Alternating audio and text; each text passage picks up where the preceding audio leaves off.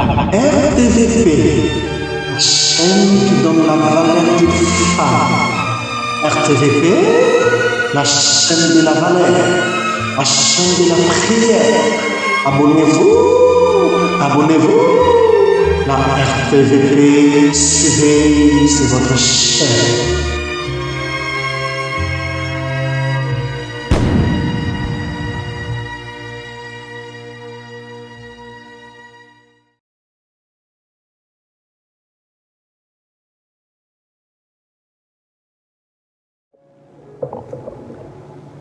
Shalom, shalom, shalom les femmes de valeur. Shalom basi oyo balingaka nkolo. Shalom basi oyo balingaka kobondela les femmes de valeur. Basi oyo baza basi kitoko ndenge tolobaka kaka baza basi kitoko. Mais beauté na bango ezalaka beauté ya kati, la beauté intérieure. La beauté intérieure. Donc beauté na bango ezali beauté ya kati ndenge to mesana koloba. To pamboli nzambe lisusu po te asali biso ngolu na ndenge to uti kolekisa ba festivité ya Pâques. To yebi ke ezali moment oyo bana nzambe mingi bakendaki na présence ya nzambe, bakendaki kobondela, bao bakendaka ngomba, bakendaki baoyo bazaki na ba retraite, bazaki na ba prière pona kobongisa mukolo yango, kobongisa mukolo oyo bana nzambe bazo commémorer kufa pe lisekwa ya nkolo na bango, to ya nkolo na biso oyo azali Jésus-Christ de Nazareth. Donc ezali jour oyo bato nyonso bakendaki kobondela, commémorer. Mais moi j'ai toujours dit la vie chrétienne ezali vie ya mukolo moko te. Ce n'est pas que ozo se préparer makasi pour na festivité, pour na commémorer fête moko boye, mais après obosani, après ozongi ndenge ozalaka. Alors moi j'encourage les femmes de valeur, j'encourage les femmes, j'encourage bana nzambe que ezala vraiment mode de vie na biso, ezala tango tozali ko commémorer, tozali ko commémorer te, ezala pona biso tant oyo tozo poussana toujours na présence ya nzambe. Pour vie chrétienne ezali na besoin kozala entretenu mikolo nyonso, tozala posa kozala rempli du Saint-Esprit, rempli de la présence, de demeurer dans la présence de Dieu à chaque instant de notre vie. Ezala karate pona festivité moko boye, bien pona commémoration moko boye, ndo mi pesi na mabondeli, pesi manango okei kopema. Donc topé marate. Prière ndenge tolobaka ezali tangu nyonso. Nous prions à tout moment parce qu'on est capable de le faire. Il y a une Bible qui tobondela sans cesse, prier sans cesse. Aujourd'hui, nous sommes là pour parler d'un sujet qui nous tient à cœur. Toyebete moi oyo wuti koleka oyo ezalaki moi oyo mokili. Et puis ça pour na basi ezalaki moi oyo epesamaki donc mokili epesango mpona basi. Mais tomonaki que na mokili mobimba ezala na bachrétien, ezala na banon-chrétien, bazwaki ntan wana mpona kosala bamakambo ebele, mpona kobongisa mwa baconférence, kobongisa bamakambo mingi. Bamosusu ezalaki journée moko oyo ezalaki réservé pour nango oyo célébraka yango ezalaki le 8 mars. Toutes les femmes étaient là, tout le monde qui na bamboka mingi bato na bato basalaki ba festivité wana to ba célébraki na ndenge na bango. Mais ezwaki nga na motema pona ko partager un peu sujet oyo kotala ke ndenge biso pe touteki kolobela ngo na mwa wana tolobelaki bamakambo ebele, tolobelaki ba responsabilité na biso en tant que basi na ba foyer et tout na société et consort. Mais tolingaki un peu kolobela mingi ndenge nalobaka souvent que je suis une Congolaise. une femme congolaise naturellement. Je suis née Nabima, Namikuta, Nazali, congolaise. Donc je suis très fière de ça. Et donc des natures Nazali congolaise. C'est pourquoi ata tokei na mikili mususu ata ke tokinde komi naturalisé na ba mikili mususu, mais naturellement excusez nga tautologie wana. Naturellement, je suis née une congolaise. Alors motema nanga ezali na mboka nanga pe. Et navandaki pona kokanisa tangu bato bandi ko célébrer, puisque j'essaie un peu d'observer kotala na bamboka mwa mingi, mais miso nange kendaki beaucoup plus na mboka onga na uta pona kotala qu'est-ce qu'ils ont fait par rapport ya temps au bapesaki nde basi bazo célébrer mois de la femme, on parle de la journée de la femme. Na vandaki na zomitala pe na talaki na observaki pona komona eloko nini ya malonga, eloko nini ya motuya oyo basi wana ya mboka na ngai bakokaki kosala po oyo ezo lakisa penza temps oyo bien moi oyo bapesi bango réflexion ezalaki nini na monaki ke de part et d'autre basalaki ba conférence batna ba domaine na bango basalaki ba conférence d'où bakutanaki kolobela makambo oyo ezo concerner bango. Mais je suis allée droit na est, nakendaki droit na est, kotala na est de la République ya excusez nga muke natal na est ya République na biso to na RDC na partie est nango kotala comment basi ba célébraki to basi bazo vivre yango des sujets oyo et kendaki nga tellement na motema. En passant nazali ko saluer toutes les femmes oyo bazali basi ya valeur to benga les femmes de valeur o bazana kati ya groupe ya intercession ya ba femmes de valeur ya chaîne oyo basi wana nyonso to saluer bango na kombo na Yesu pe tozo pambola bango pona temps oyo bapesi pona ko bondela ka pona baninga pona ko bondela ka pona ba sujet oyo ata sujet tozo partager ezali sujet oyo ba femmes de valeur yiwana ya intercession basi babandaki ko bondela pona tina ya sujet oyo tozo partager lelo.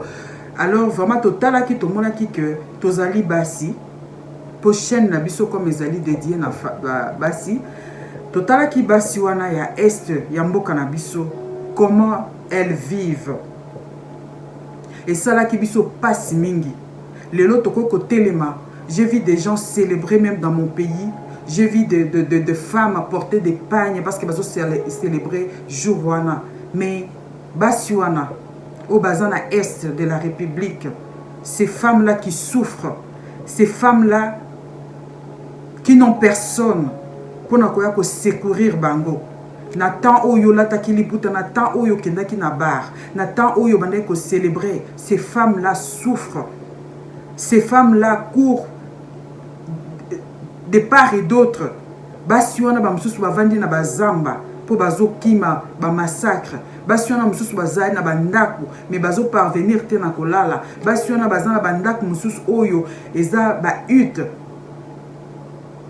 Eza ndaku te oza porte lokola oyo ngana yo po tokoki ko sécuriser yango po mututa kota na kati. Mais ces femmes là sont livrées à elles-mêmes. Basi wana bazana bazo mona esika ko kendete baza sous na espoir ya ko vivre te. Ces femmes là qui pleurent à tout moment, ces femmes là qui se lamentent à tout moment, bazo mona ke baza délaissé, bazo mona bazo vivre na mopépé parce qu'il y a personne oya ko défendre bango. J'ai pensé à cette femme, à ces femmes là. J'ai pensé à une femme qui court tous les jours, cherchant un abri, avec son enfant sur son dos. Na poids à memi la moutou. Peut-être zali maya komela, peut-être zamwa farine, peut-être zamwa mafuta, ou azuki manango. Pour que, et si ko ya kendoko koma, mwana na ya lia. J'ai vu une image circuler dans les réseaux sociaux d'un enfant. Azana cicatrice ya munene na elongi na ye. azali produit ya méchanceté ya bato, produit ya méchanceté. Il y a le cœur de l'homme. Bien aimé, j'ai pensé à ces femmes-là. Et aujourd'hui, nous allons lire un passage. Ce qui n'a pas femme de valeur, nous ne lisons pas la parole de Dieu. Seulement pour vous encourager, les femmes, à méditer la parole de Dieu, à chercher à savoir ce que Dieu a dit dans la parole, dans sa parole. Yangwana totanga kate. Yangwana nde tolingaka ke to topesi bino passage biblique to encourageaka bino nde po bino bokende ko vérifier bino moko bokende tanga. Mais aujourd'hui nakotanga passage moko pour m'introduire, pour exprimer ce que je vais exprimer aujourd'hui. Pour l'amour de mon pays, pour l'amour du Congo, je ne me tairai pas. Totangi na Esther, livre Esther, na chapitre nango 4, na tobandi na verset 9. Tobandi na verset 9, na tangi, Attaque vint rapporter à Esther les paroles de Mardoché. Esther chargea Attaque d'aller dire à Mardoché: tous les serviteurs du roi et les peuples des provinces du roi savent qu'il existe une loi portant peine de mort contre quiconque, homme ou femme, entre chez le roi dans la cour supérieure sans avoir été appelé. Celui-là seul a la vie sauve, à qui le roi tend le sceptre d'or. Et moi, je n'ai point été appelé auprès du roi depuis 30 jours. 12. Lorsque les paroles d'Esther eurent été rapportées à Mardoché, Mardoché fit répondre à Esther: ne t'imagine pas que tu échapperas seul d'entre tous les Juifs parce que tu es dans la maison du roi. Car si tu te tais maintenant, les secours et la délivrance surgiront d'autre part pour les Juifs, et toi et la maison de ton père, vous périrez. Et qui sait si ce n'est pas pour un temps comme celui-ci que tu es parvenu à la royauté. Qui sait? Qui sait si ce n'est pas pour un temps comme celui-ci que tu es parvenu à la royauté. Bien-aimé, Nenga qui n'a partagé passage Oyo, il y a Esther. Par rapport, il y a Basi Oyo, Bazo Mona Pasi. Bien-aimé, Toyebi que Mukande et Esther, ils ont parlé beaucoup plus sur la providence de Dieu. Ils ont là que ça, de providence ya Nzambe, Nzambe akoki ko utiliser banzela nyonso, akoki ko utiliser mutu nyonso pour te parvenir na dessein na ye, pour asala oyo ya linko sala, pour na délivrance ya bato. Tomoni ke na mukanda ya Esther, Bible zebisa biso zolobela biso, ezolobela biso mwasi oyo to bengi Esther, parce que so totali na Bible to mona ke Esther azali, livre ya Esther ezali moko ya ba livre oyo bakoma na kombo ya mwasi. Donc bakoma ngo na kombo ya mwasi ezali Esther na Ruth. Tosi totanga mukanda ya Ruth wana tolobela déjà mukanda ya Ruth. Tomoni ke mukanda ya Esther bit nango ya liboso ezali ke Nzambe alingaki alakisa boni na ba juif que grâce à l'intervention de la reine Esther, que bango bazaki protégé, pe bazaki sauvé.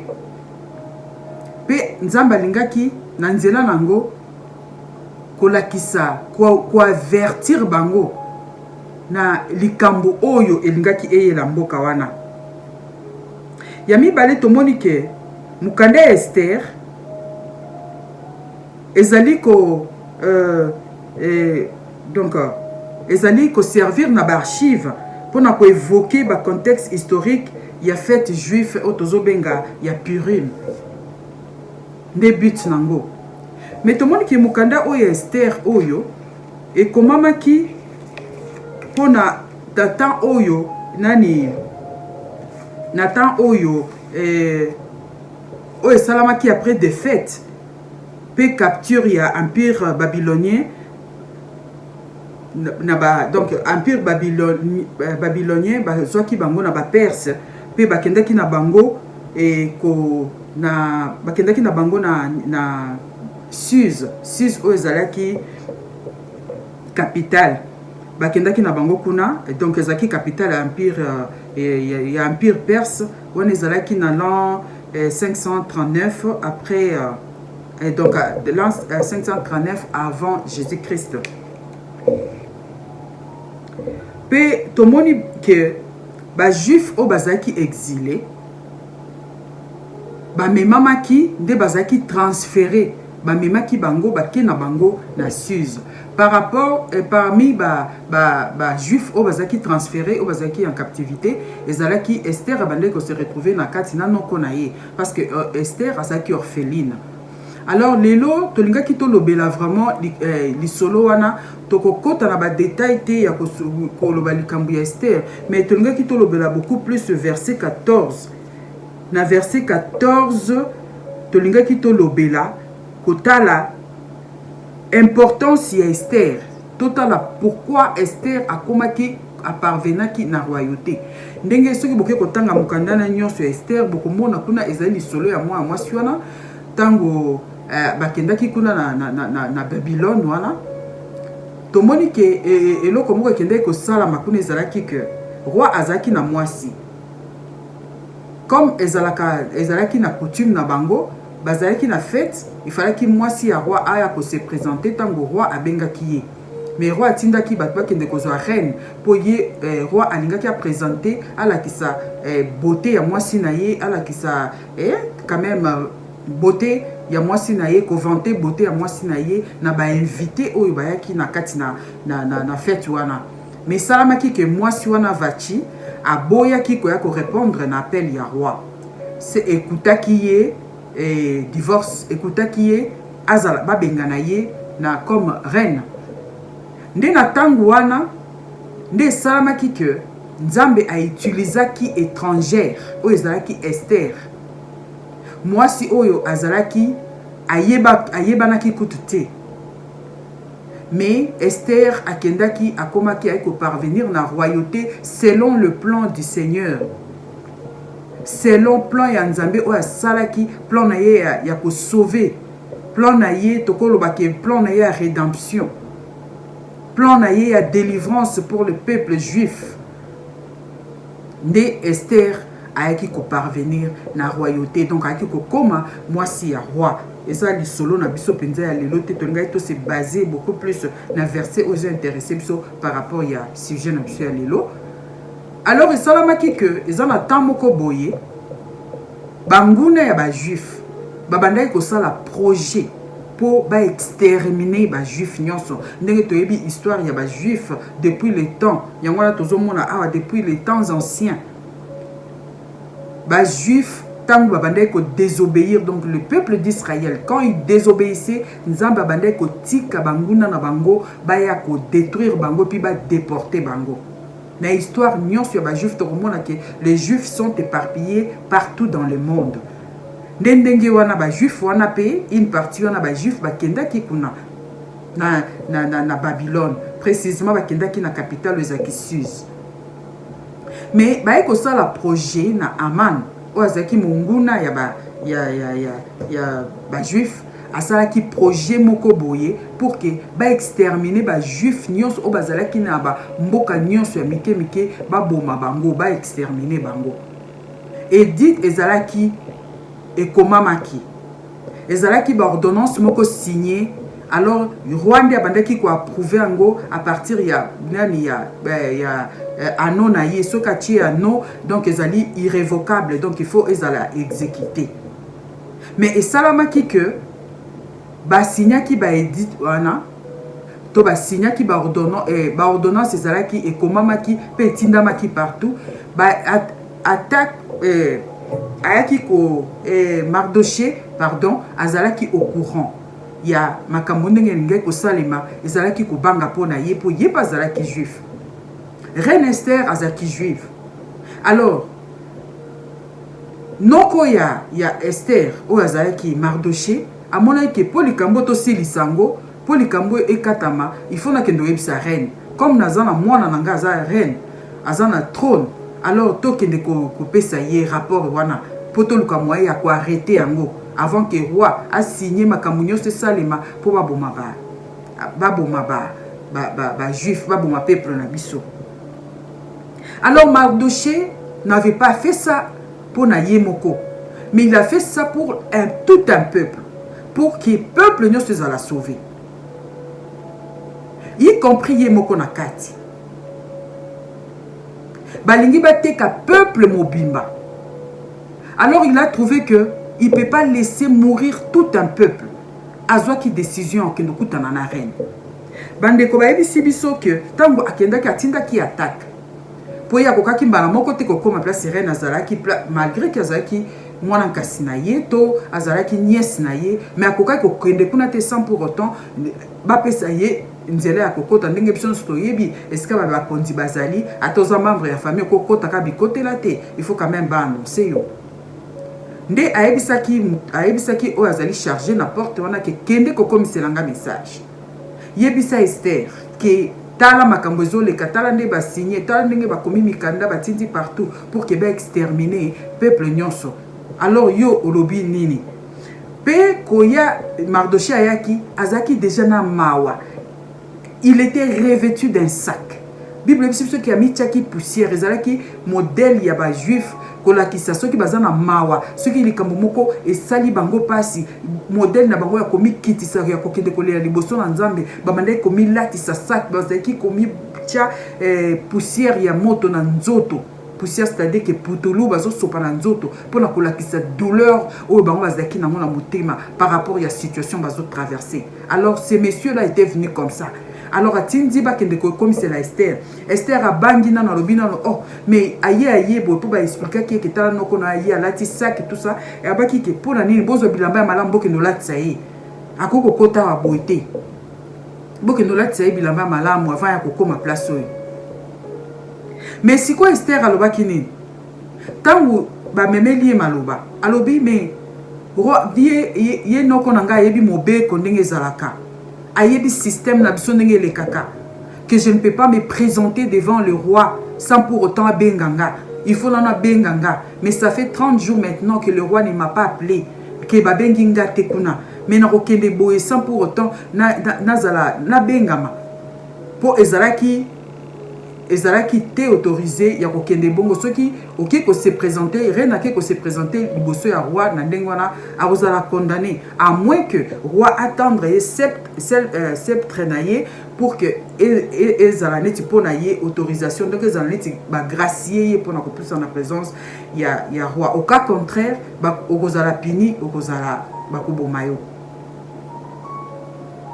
Alors tangu maloba ezongeli Mardoché alobi kokanisa te que yo okozala échappé parce que ozali na kati ya maison ya roi parce que ozali na kati na palais royal. Ne crois pas que tu échapperas. Soki balobi ke ba boma ba juif nyonso yebaka yo pozali juif tu seras tué comme les autres parce que bakoya koluka ba juif nyonso bakoboma bango. Toi aussi tu seras dedans. On montera aussi vers toi. Pourtant au roi satie sceptre naye et là qui c'est que bakoboma ba juif nyonso. Il y aura rien oyo yo et que ça là que yo échappé parce que tu es une juive. Tu seras parmi les bateaux bakozala exécuter. Pe maloba oyo alobi oyo simbami alobi ke nani ayebi soki ezalaki mpona ngonga oyo soki ezalaki mpona situation oyo nde yo oparvenir na royauté. Qui sait maman? C'est pour les genres de difficultés que traversent nos frères et sœurs qui traverse particulièrement les femmes à l'est du Congo, que tu es au pouvoir. Lelo nangaki na lobela couche nyonso ya société. Quelques couches, pardon. Qui c'est, femme, yo ozali député na RDC? Qui c'est pour ces femmes-là, pour la situation à Est, ne yo parvenir na pouvoir wana. Qui c'est ceux qui ont moi si oza gouverneur lelo nzamba wana pour ces femmes-là qui souffrent à l'est du Congo.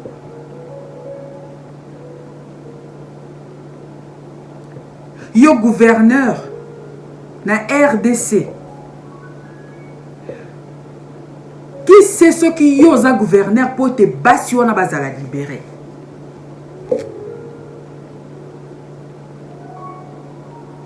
Et surtout, j'en appelle aux femmes qui sont dans au Bazali, na Basi au Tozobenga, ma députée, Basi au Baza ma ministre. Qui c'est ceux qui ont zawana, les ali pour Nzamba Ebaki, que Basi wano bazo souffrir, ces femmes-là qui sont violées, massacrées, détruites, tuées, que yo zawana nani. Ozawana na pouvoir. Le Seigneur t'a donné cette parcelle de pouvoir. Et ça qui pour basiwana bazo souffrir. Pour que tu sois à leur délivrance. Et Dieu voulait que tu sois là.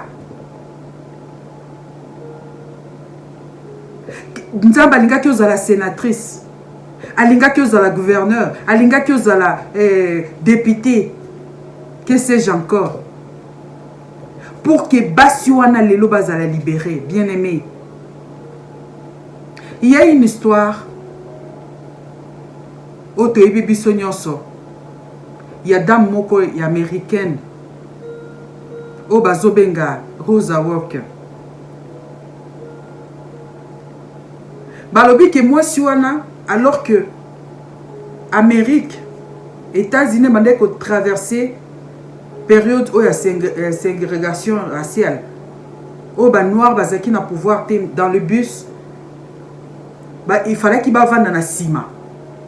Puis dans ciment wana, ce que vandi et qu'un blanc s'est présenté, azan esika ko fanda te yo il faut téléma pour yo opesa et place à fanda. C'est ce que cette femme là faisait tous les jours quand elle revenait du travail. Abanda ko téléma. Mais on nous dit que il y a un jour où elle est montée dans le bus. Alors, Izaki na mutomoko à kota ki mundele, où il fallait qu'il y ait attique le sika pour afanda. Conducteur a ABC, il fallait qu'il attique à place pour être mutwana mundele wana afanda. Cette femme-là, ce jour-là, dit non. À l'objet à hôtel et maté. À hôtel et maté. Bah, forcé à l'objet à hôtel et maté. Raison à ça qu'à l'objet. Elle revenait du travail, elle était fatiguée. Elle était fatiguée. À côté les matins. Et na suite à l'histoire, tu as dit que Bayaki ko benga la police. Conducteur a benga ki la police, bakanga ki moi suana. Alors, et ça qui que moi suana Azaki libéré un jour parce que les autres se sont levés. Ba télémaki pe, ba ne comme sous ba tout monde ba télémaki. Pe ba besoin de ce que ba sala qui même grève ya kokota na ba bus pendant un temps des sala qui ba qui ko sala loi wana. Mais ce n'était pas la première personne ya ko sala geste wana mukolo wana azaki première personne te mais tombaki ke mukolo na ye o ya décida ki de changer qui pe histoire et changer qui lelo yo aza reconnu lelo yo tozo lobela mwasi wana parce que un jour elle s'est mis debout pour dire non.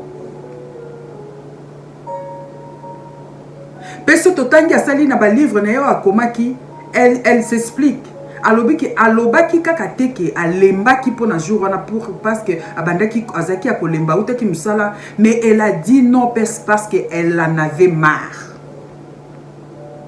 Alobaki trop c'est trop. Trop, c'est trop pour ces femmes-là qui meurent. Trop, c'est trop pour ces femmes-là qui sont violées à l'est de notre pays. Trop, c'est trop. Est-ce qu'il n'y a pas des hommes qui peuvent s'élever pour défendre ces femmes-là? Ces femmes-là qui vous donnent la vie. Ces femmes-là qui donnent leur vie pour vous mettre au monde. Combien de femmes meurent? J'ai traversé douleur wana. N'a traversé un bien-aimé. Je sais ce que je suis en train de dire en tant que femme. J'ai traversé ces douleurs-là. Il y a qu'à mettre au monde osa entre la vie et la mort. Au lingi au koufa parce que ton enfant doit vivre. Je connais ça. Mais ces femmes-là qui vous donnent la vie. Ces femmes-là qui oyo azosala tout. Andimi a souffrir mais que moi na ye ya mobali aya na mokili. Que moi na ya mwasi aya na mokili. Il y a personne qui peut s'élever défendre ces femmes-là. Les hommes qu'on a mis au monde. Vous vous contentez, il y a pouvoir nabino. Vous ne pouvez pas aller. Vous ne pouvez pas sauver ces femmes. Basi ba tiabino na mokili. Basi oyo ba mema ba koni na mutu, ba mema pondo na mutu. Basi oyo bakenda ko amemi kilo. Regardez un peu ces femmes là à l'est de notre pays. Ba emusu ba yebi posute. Ces femmes-là, kilo na mutu na bango. Tu verras une femme, n'habite avec combien de kilos, il y a bakoni o ya tena mukongo na ye. Et quand tu suis cette femme-là, elle n'a pas étudié. Mais elle fait du commerce pour que son enfant aille à l'école. Tozo tinda bino banangwa mibali na école. On souffre pour que vous alliez étudier. Et l'obi bokomi ba ministre, l'obi bokomi ba président de la République. Vous ne souvenez plus de ces femmes-là qui ont souffert pour vous, qui ont souffert. N'a pas de douleur, parce qu'elle doit envoyer son enfant à l'école. L'obio comme ministre, tu oublies cette femme.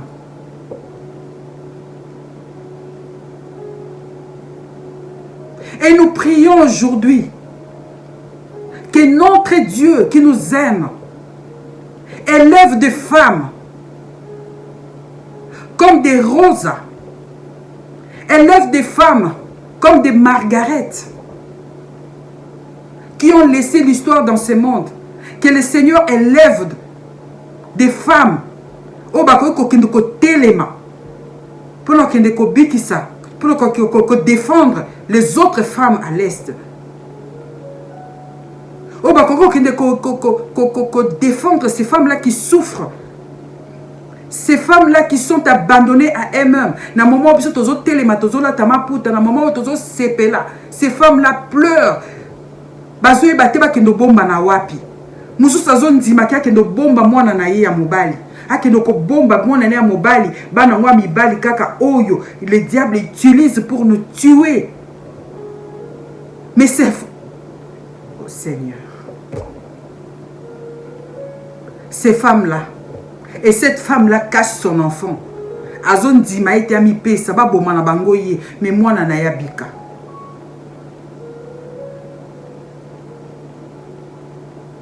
Que Dieu élève des femmes à l'est de notre pays.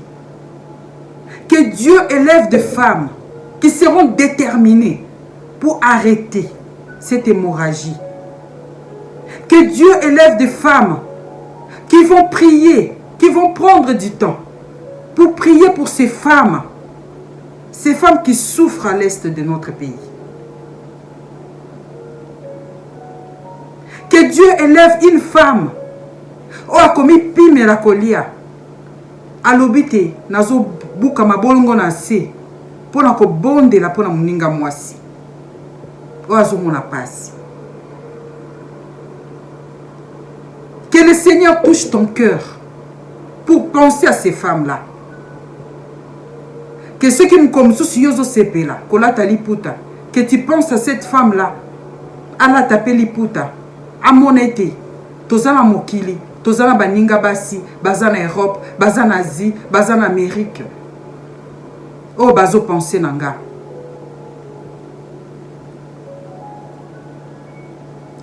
qui sait keza na tangu lokola oyo nde nzambe alingaki oyoka tolanda video oyo pour que otelema na niveau na yo en tant que femme pour ça leloko songolo ata soko kokokati kokende kobunda mais que tu fasses quelque chose que le Seigneur te mette à cœur atia na motema na niveau na yo en tant que femme que osa leloko moko les femmes qui prient à ton niveau que obeta mabolongo obondela otinda libondeli na lola pour ces femmes là ezalaki pona tawana nde Esther akendaki. Esther n'était pas très jolie. La Bible nous dit que Esther veut dire étoile. Azaki na beauté. La Bible déclare qu'Azaki na beauté extérieure, Azaki na beauté. Mais ce n'était pas ça les premiers critères. Parce qu'il y avait aussi, je pense, il y avait aussi, parce qu'il y avait plusieurs femmes, il y avait aussi des femmes plus jolies peut-être qu'Esther. Mais c'est Dieu qui a voulu l'utiliser pour ces cas-là. Nzambe na lingaki Esther a kene na royauté. Le Seigneur fait des choses. Nzambe a dévancé sa diable. Le Seigneur connaît toutes choses. Il connaît ton passé, ton présent, avenir. Et le Seigneur nous prépare toujours au combat. Le Seigneur nous prépare parce qu'il connaît notre lendemain. Il nous prépare toujours pour les combats de demain. Yangwana prépara qui déjà Esther à Matisi, à Vandisi na trône pour que, parce qu'un jour, il y aura un complot comme celui-là. Et puis, Mouto a parvenir, n'a bimisa tout un peuple. Et ça, la décision d'une personne changera l'histoire de tout un peuple. Et moi, je te dis, la décision d'une femme changera l'histoire à l'est du Congo, à ce qui concerne les femmes. La décision d'une femme. Si tu t'es levé, tu te dis, à mon niveau, je ferai quelque chose pour ces femmes-là. À mon niveau, je ferai quelque chose. À mon niveau. Dans le niveau nyonso, social, culturel. Dans le niveau nyonso, politique. Dans le niveau nyonso, religieuse. Dans le niveau nyonso. En tant qu'une chrétienne, tu peux faire quelque chose pour ces femmes-là. En tant qu'une femme de prière, tu peux faire quelque chose pour ces femmes-là qui souffrent. Pour l'amour de mon pays, je ne me tairai point. Dis-toi que pour l'amour de ton pays, à toi, Zali, en Europe, au Canada, au Océanie, en Australie, pour l'amour de ton pays, en tant que Congolaise, tu as quelque chose à faire pour ces femmes-là de l'Est. Que le Seigneur élève les femmes. Que le Seigneur élève une femme pour défendre ces femmes-là. Nous prions pour que le Seigneur élève une femme. C'est ça notre prière. Et dans la femme, Dieu a mis des capacités, j'ai toujours dit. Atia ba capacité, atia ma yele. Les balobi na biso Esther s'est étalée à réunir ça qui bâtit qui tout autour na ba servante na. Ils ont prié, ils ont pris du temps dans la prière. Penzamba pesa qui est ma yele. Ya ndenge ni na kende webisi la roi. Nzamba tondi ça qui na sagesse. Ya ndenge ni na kende ko affronter roi, a yo kende ko bimisa makambo za ki nango liboso ya roi. Paix le Seigneur. Nzamba s'éleva qui un jour pour défendre,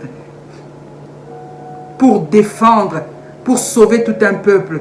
Qui sait, si c'est pour toi, pour la délivrance de ton mariage, de ta belle famille, que le Seigneur t'a amené dans ce mariage? Qui sait? C'est pour la délivrance de cette famille-là, pour la délivrance de cette belle-mère-là, de ton mari, de ta belle famille, que Nzambe a salaki ke okutana mobali wana okutana mariage wana. Qui sait ce que zali pour temps lokola oyo tozo passé ya pandémie que Nzambe alingaki oyeba ye pour obonde la pour la situation oyo. Qui sait ce qui pour la délivrance ya baninga nde ozo se retrouver na hôpital. Pour yo au la lumière, tu as des choses, tu as un témoignage à donner pour que ces gens-là qui sont tout autour de toi bazwa bomo pour yo kotiwana. Qui sait ce qui ezali pour la prison oyo zali sikoyo Nzambe alingaki okoma wana pour au servir na délivrance parce que tu as la parole de Dieu pour que ba o nyonso baza tout autour na yo na prison ba Yesu.